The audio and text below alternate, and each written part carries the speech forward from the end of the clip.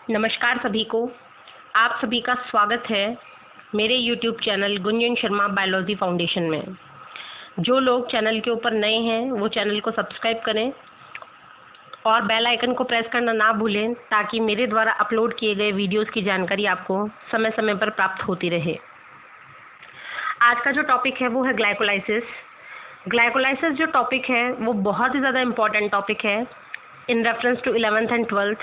अगर आपको NEET competition को फाइट करना है तो ग्लाइकोलाइसिस के ऊपर आपकी फुल कमांड होनी चाहिए। इसके अलावा ये जो वीडियो है वो आरपीएससी एग्ज़ाम जितने भी होते हैं उनके लिए, या फिर जो भी मतलब आप कंपटीशन एग्ज़ाम्स देने जा रहे हैं जिनमें जनरल साइंस करके टॉपिक्स आते हैं, उनमें ये बहुत इंपॉर्टेंट है। लेकिन जो आरपीएससी एसीएफ एग्ज़ाम सितंबर में होने वाला है उसके अंदर ये पर्टिकुलर एक टॉपिक के रूप में दिया हुआ है ग्लाइकोलाइसिस पूरा। तो इसके ऊपर बहुत ही ज़्यादा मैंने मेहनत करके ये वीडियो बनाया है। ज़्यादा से ज़्यादा बेनिफिट लेने के लिए फुल सेशन को देखें। आशा करती हूँ आपको ये वीडियो पसंद आएगा। तो आइए स्टार्ट करते हैं आज का topic glycolysis. Glycolysis which mean Emden, Meyerhof and Parnas pathway. All the living organisms, whether aerobes or anaerobes, initiate the mechanism of respiration by breaking down glucose to pyruvic acid without the help of the oxygen. सबसे पहले बात आती है, इसमें हम basic जो concept है उनको क्लियर करते हुए चलेंगे कि जो लिविंग ऑर्गेनिजम्स हैं, चाहे वो एरोब्स हों या एनारोब्स हों, तो हम बात करते हैं कि रेस्पिरेशन कितना टाइप का होता है। तो वो 2 टाइप का होता है, एरोबिक रेस्पिरेशन और एनारोबिक रेस्पिरेशन। जब रेस्पिरेशन की प्रोसेस में ऑक्सीजन की डिमांड होगी तो वो एरोबिक होगा, और अगर ऑक्सीजन की एब्सेंस में ही वो रेस्पिरेशन की प्रोसेस हो जाए तो वो एनारोबिक होगा। ऐसे ऑर्गेनिज्म जो एरोबिक करते हैं वो कहलाएंगे एरोब्स, और जो एनएरोबिक करते हैं वो कहलाएंगे एनारोब्स। तो दोनों ही प्रकार के ऑर्गेनिजम्स हों, उन दोनों में ही ये जो रेस्पिरेशन के मैकेनिज्म है वो इनिशिएट होती है, प्रारंभ होती है एक प्रोसेस के द्वारा, और उस प्रोसेस में ब्रेकिंग डाउन होता है ग्लूकोज का, किसमें? पायरुविक एसिड में। यानी इस प्रोसेस में ग्लूकोज जो है वो पायरुविक एसिड में ब्रेक डाउन हो जाती है without the help of the oxygen. इसमें ऑक्सीजन की आवश्यकता नहीं होती, और यही प्रोसेस कहलाती है glycolysis. This initial process that occurs in the cytosol of the cell and completes in 10 steps is called the glycolysis. In Greek word, glycose means sugar and lysis means splitting.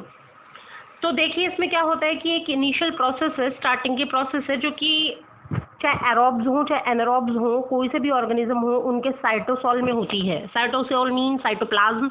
तो glycolysis का जो location है जहाँ से question put up होता है कि glycolysis organism में कहाँ होगा, तो ग्लाइकोलाइसिस हमेशा और हमेशा सिर्फ और सिर्फ कहाँ पर होगा? साइटोप्लाज्म में होगा, साइटोसॉल में होगा।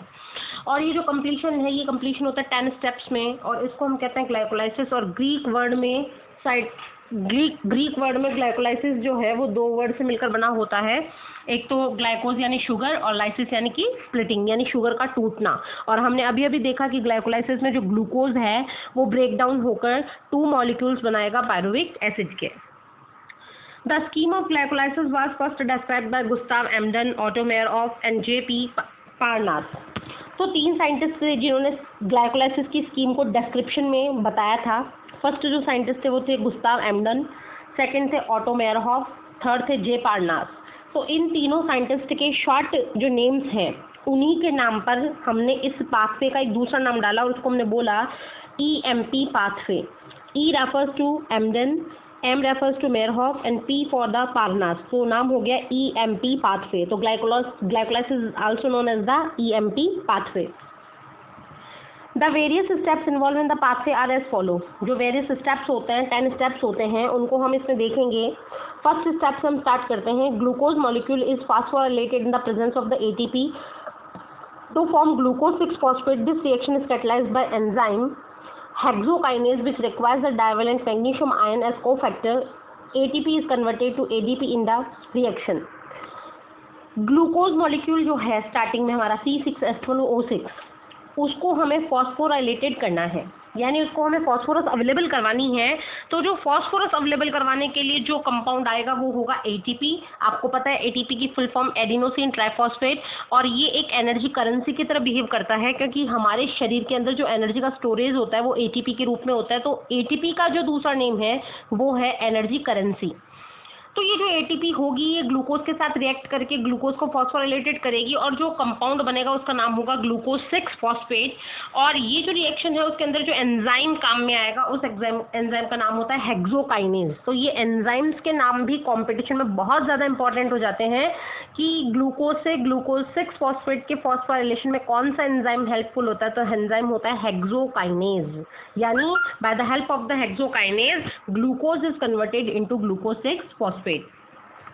और इस प्रोसेस में हेक्सोकाइनेज को अपने रिएक्शन को इम्प्रूव करने के लिए, अपने एफिशिएंसी को इम्प्रूव करने के लिए कोफैक्टर भी चाहिए जिसको हम कहेंगे magnesium and ATP is converted to ADP in the reaction. और एटीपी जो ब्रेक डाउन होगी तो उसमें बनेगा एडीपी। एडीपी की फुल फॉर्म हो जाएगी adenosine diphosphate.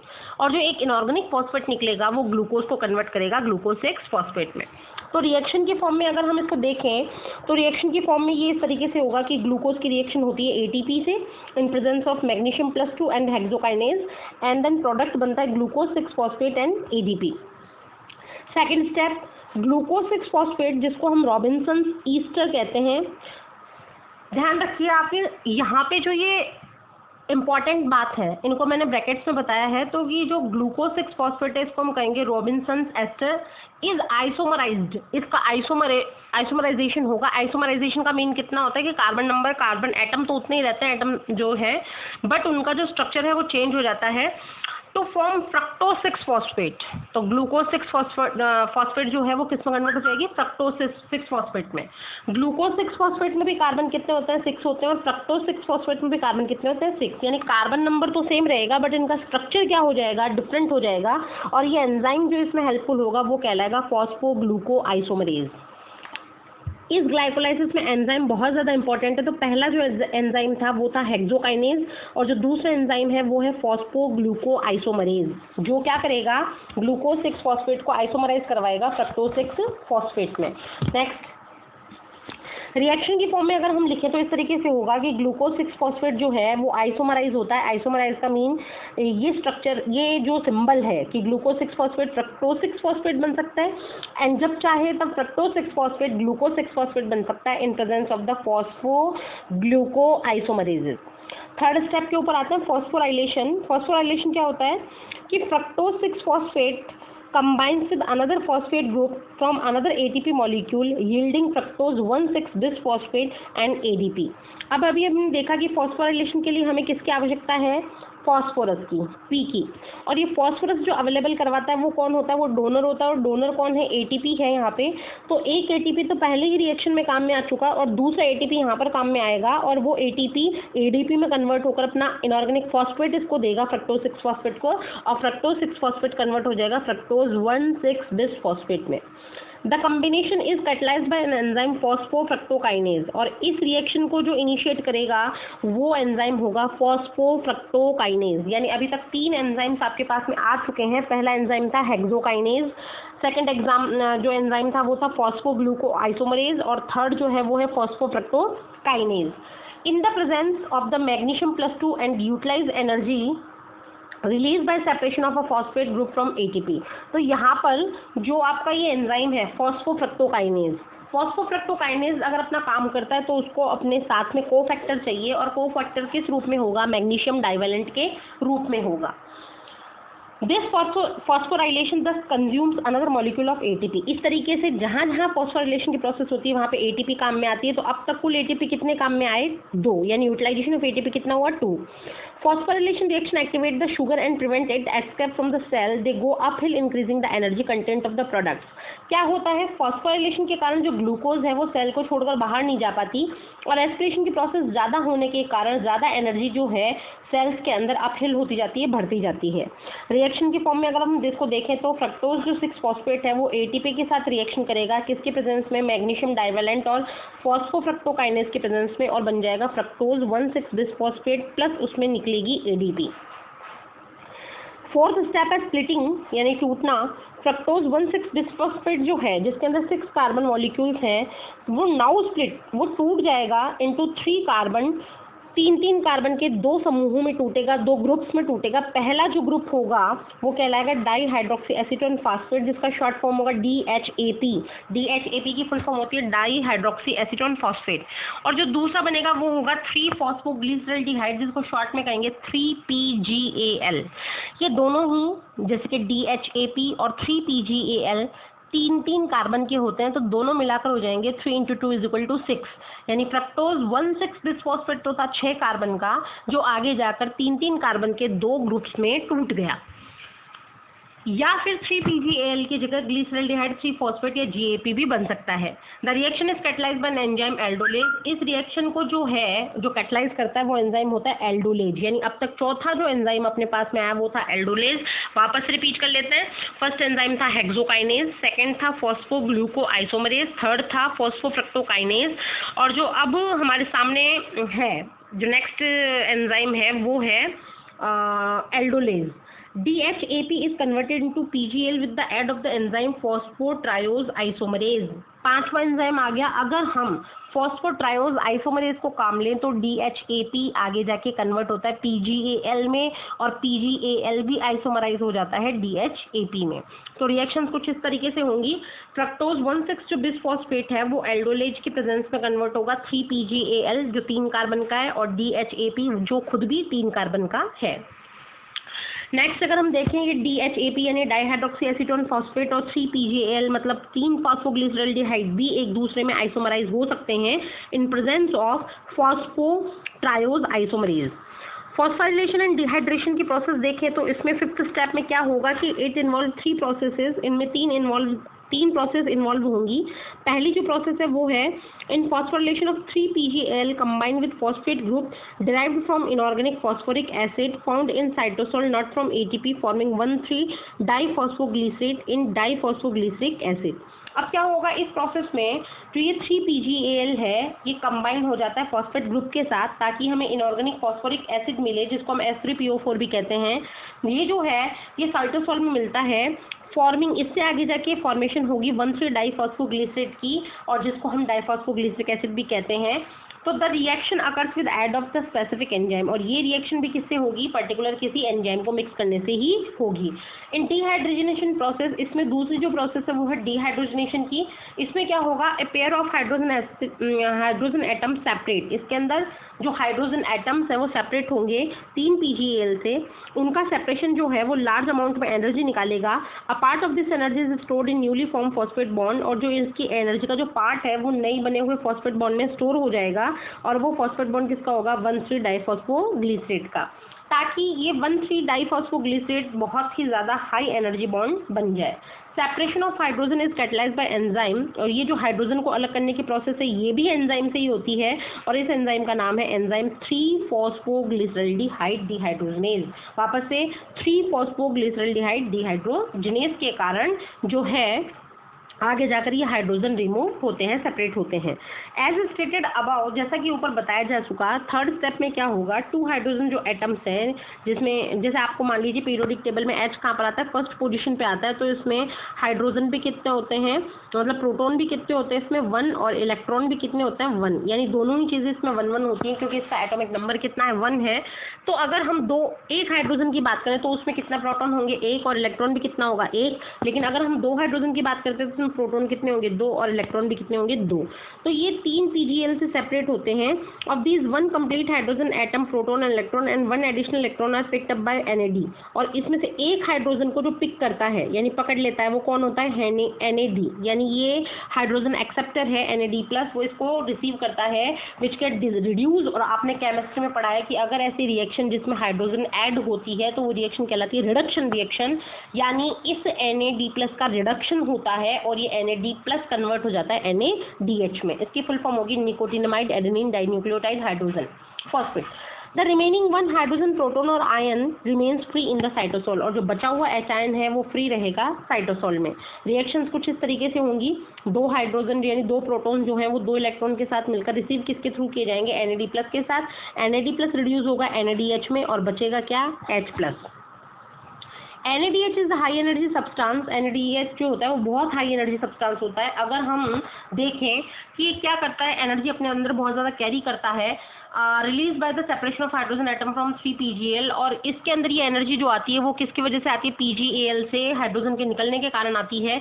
Energy is actually release by transfer of electron from 3 PgAl to NAD। और ये जो एनर्जी है वो फाइनली इलेक्ट्रॉन जब ट्रांसफर करते हैं 3 PgAl से NAD में, तभी ये एनर्जी भी ट्रांसफर होती है। The NADH provide energy to convert ADP to ATP by passing its electron over the electron transmitter system. अब आपने पहले की क्लासेस में या पढ़ा होगा, अगर आप 11th में, तो अब आप पढ़ेंगे कि एक मैकेनिज्म आप पढ़ेंगे इसी चैप्टर में, ETS, इलेक्ट्रॉन ट्रांसपोर्ट सिस्टम। कहीं कहीं पे इसको नाम आप इलेक्ट्रॉन ट्रांसमीटर सिस्टम भी देखेंगे। तो ये जो NADH है ये ETS पे एंटर करेगा और वहां जाकर इसका ऑक्सीडेटिव फास्फोराइलेशन होगा और इससे जो है एक NADH से 3 ATP के मॉलिक्यूल लिबरेट होंगे। और ये तभी होता है जब क्या हो? ऑक्सीजन अवेलेबल हो। The overall reaction is as under. तो ओवरऑल रिएक्शन किस तरीके से होगी? 3 PgAl यानी 3 फॉस्फोग्लिसरल्डिहाइड NAD प्लस के साथ जुड़ते हैं और इसमें फॉस्फोरस भी जुड़ता है। और ये किसके प्रेजेंस में होता है? 3 फॉस्फोग्लिसरोएल्डिहाइड डिहाइड्रोनेज के प्रेजेंस में होता है और इसकी वजह से बनता है 1,3 डाइफॉस्फोग्लिसरेट NADH और H प्लस। 6th स्टेप आती है डीफॉस्फोराइलेशन मीन्स ATP का फॉर्मेशन होना। High energy phosphate group on carbon 1 of 1,3 diphosphoglycerase is transfer to molecule of ADP। जो हाई एनर्जी फॉस्फेट है किसका?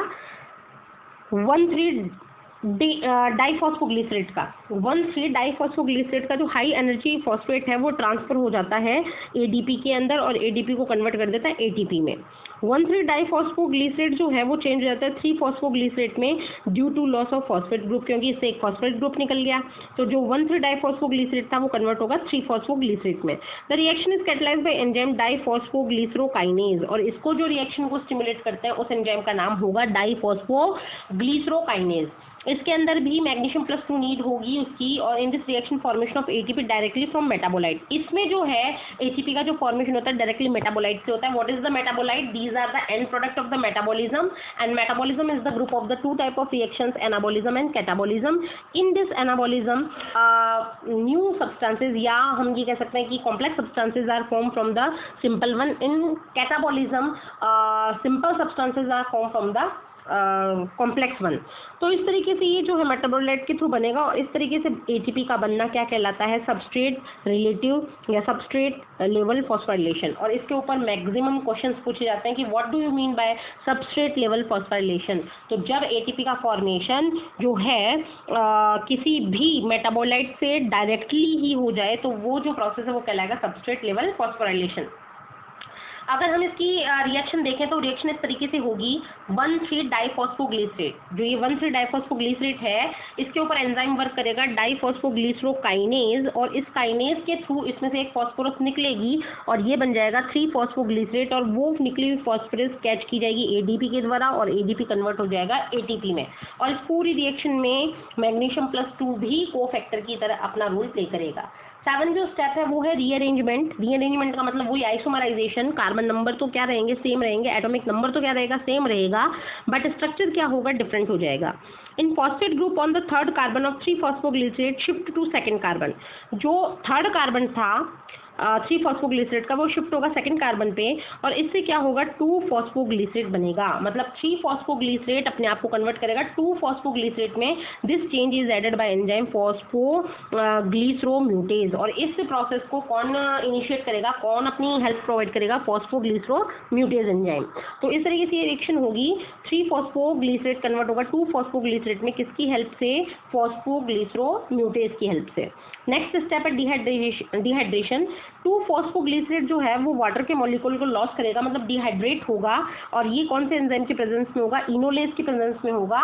मैग्नीशियम प्लस 2 भी यहाँ पे अवेलेबल रहेगा। Any change into phosphoenol pyruvate और ये जो है कन्वर्ट हो जाएंगे फॉस्फोइनोल पाइरुवेट में। The latter undergoes molecular rearrangement. Phosphoenol pyruvate में वापस से मॉलिक्यूलर रीअरेंजमेंट होंगे that transform it phosphate group, जिससे इसका फॉस्फेट ग्रुप निकलेगा और बहुत ही ज़्यादा हाई एनर्जी फॉस्फेट बॉन्ड्स बनेंगे।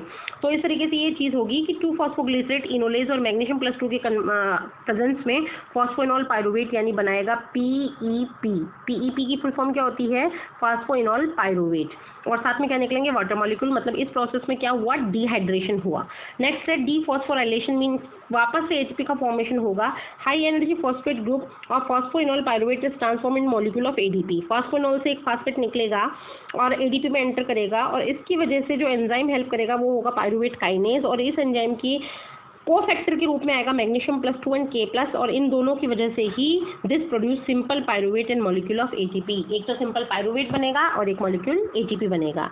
तो इस तरीके से रिएक्शन होगी फास्फोइनोल पायरुवेट मतलब PEP, P यानी फॉस्फो, E यानी इनॉल और P यानी पायरुवेट। तो PEP जो है वो ADP के साथ रिएक्शन करेगा पायरुवेट काइनेज की प्रेजेंस में, साथ में हेल्प करेंगे मैग्नीशियम +2 और K+ और बनेंगे पायरुवेट और ATP।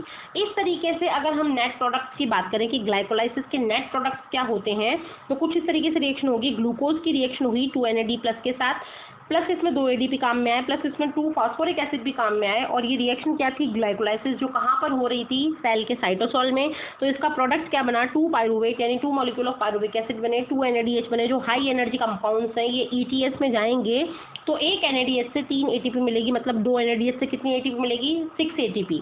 यहाँ पर 2 ATP का गेन भी होता है, 2 प्रोटॉन्स भी निकलते हैं। तो the balance sheet of ATP production in glycolysis is given below. Balance sheet आगे दी गई है, डायग्राम भी आगे दिया गया है। सबसे पहले हम डायग्राम के ऊपर फोकस करते हैं कि फ्लो चार्ट किस तरीके से है इसका।